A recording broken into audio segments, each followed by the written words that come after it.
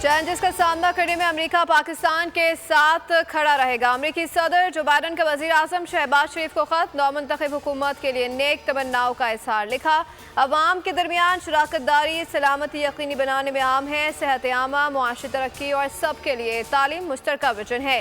माहौलियाती बेहतरी के लिए इत्तेहाद को मजीद मजबूत करेंगे। पाकिस्तान के साथ मिलकर इंसानी हुकूक के तहफ़्फ़ुज़ और तरक्की के फ़रोग़ के लिए पुरअज़्म है।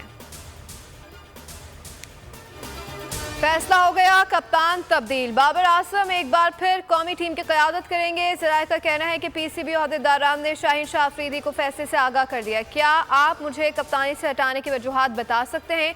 शाहीन शाह अफरीदी पीसीबी हुकाम से सवाल। ज़राए के मुताबिक पीसीबी हुकाम शाहीन शाह अफरीदी के सवाल का जवाब ना दे सके, बस फैसले से आगाह किया।